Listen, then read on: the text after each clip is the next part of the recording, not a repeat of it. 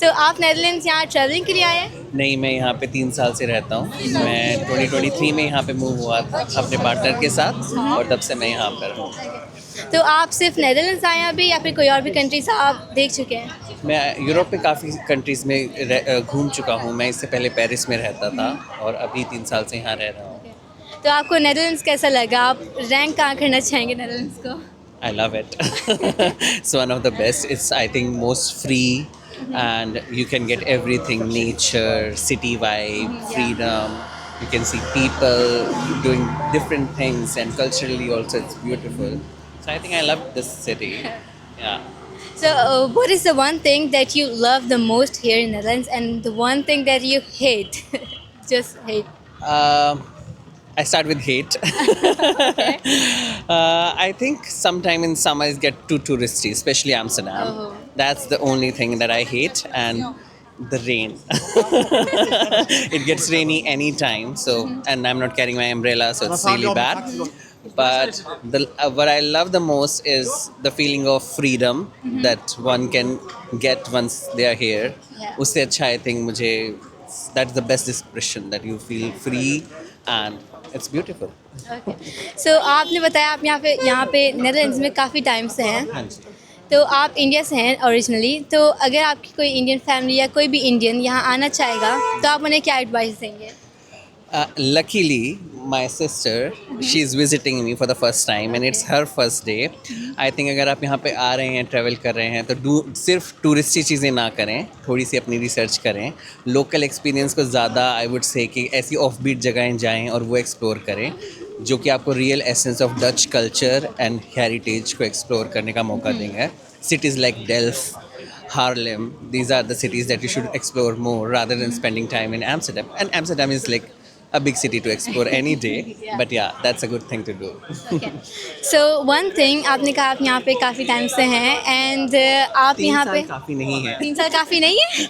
कम है मुझे लगता कम है. है? मुझे कभी कभी लगता है कि मैं कल ही यहाँ पर आया हूँ. जल्दी टाइम गुजर गया. बहुत जल्दी.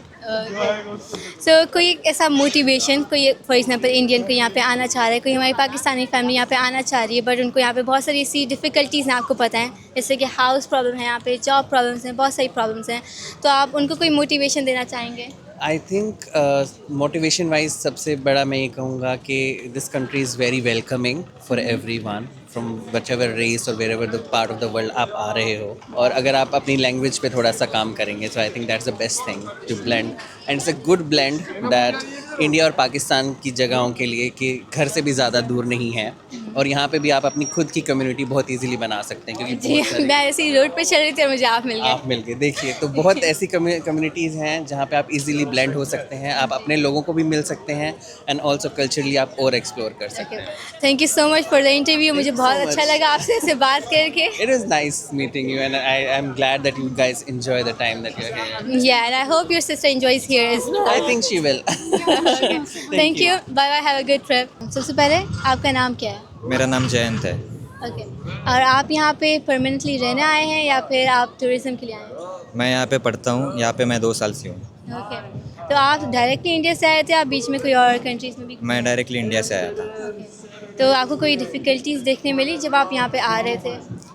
नहीं, फ़िलहाल मुझे कोई डिफ़िकल्टी नहीं थी क्योंकि मेरे घर के मतलब मेरी बड़ी बहन जर्मनी में ऑलरेडी थी तो उसने मुझे सब कुछ ऑलरेडी समझा के रखा था कैसे यहाँ पे लाइफ है क्या है, तो I was prepared for it.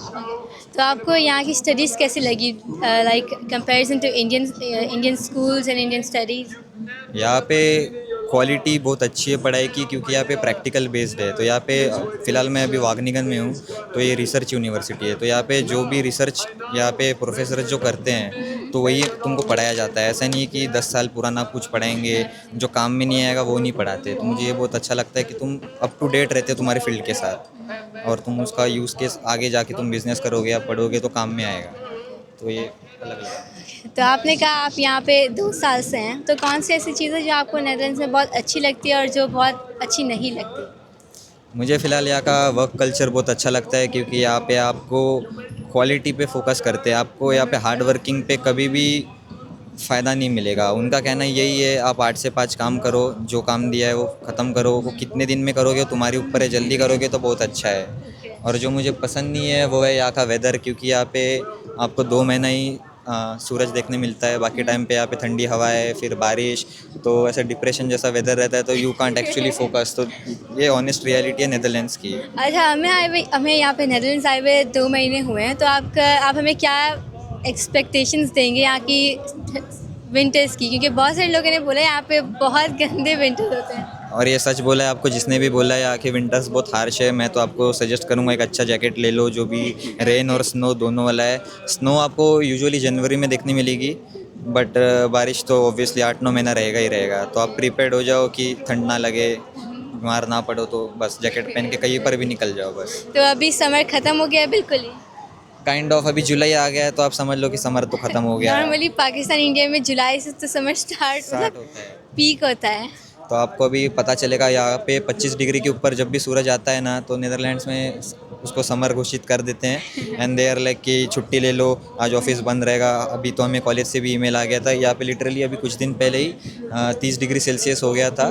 तो उन्होंने बोल दिया था ईमेल में कि आप घर से काम कीजिए, यहाँ पे बहुत हीट वेव आ गया है, तो आप सुरक्षित रहिए। येलो जोन, रेड जोन, ऐसे कुछ भी नोटिफिकेशन आ जाता है सबको।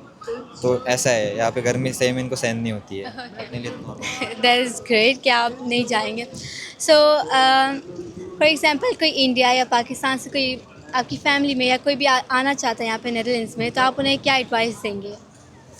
मैं उनका यही एडवाइस करूँगा कि आप वर्क कल्चर यहाँ का देख लोगे और थोड़ा यहाँ के लोग देख लोगे, तो आपको थोड़ा ओपन माइंड होना पड़ेगा। आप इंडियन मेंटालिटी या पाकिस्तान मेंटालिटी लेके यहाँ पे टिक नहीं पाओगे, क्योंकि नीदरलैंड्स बहुत ही वेलकमिंग कंट्री है मेरे हिसाब से। आप यहाँ पे आपकी लाइफ बना सकते हो, अगर आप इनके जैसे बनना चाहोगे तो थोड़ा सा बदलाव आप में ज़रूरी है। तो आपने बहुत सारे बेनिफिट्स बताए, यहाँ पे एडवांटेजेस बताए हैं, बहुत सारी ऐसी चीज़ें बताएं हैं जो बहुत अच्छी हैं। कोई ऐसी चीज़ है जो आपको ऐसा लगता है बतानी चाहिए यहाँ पे आने से पहले? यहाँ पे इतने नेगेटिव है तो है ही नहीं, बस एक ही है कि यहाँ पे टैक्स सिस्टम बहुत है। आप स्कैंडिनेविया चले जाओ या यूरोप में कहीं पर भी चले जाइए, आपको यहाँ पे 50% टैक्स पड़ता है। वो 50%? 50% टैक्स है। अगर आप इंडिया हो, पाकिस्तान से कहीं से भी आ रहे हैं, आपको मैं इतना ही बोलूँगा, जब आपको जॉब लगती है तब पहले 2 साल में आपको 30% रूलिंग मिलती है, बट वो कंपनी को आपको बोलना पड़ता है कि आपको दे। मैं यहाँ पे 2 साल से अकेला ही हूँ, मेरी फैमिली यहाँ पे आना चाहती है। आई होप मैं जब डिग्री से पास आउट हो जाऊँ तो मैं उन्हें यहाँ पे लाऊँ इंशाल्लाह। इंशाल्लाह। I hope you and your family enjoy over here in Netherlands, in Amsterdam. So thank you for your interview and time. Bye bye. Bye.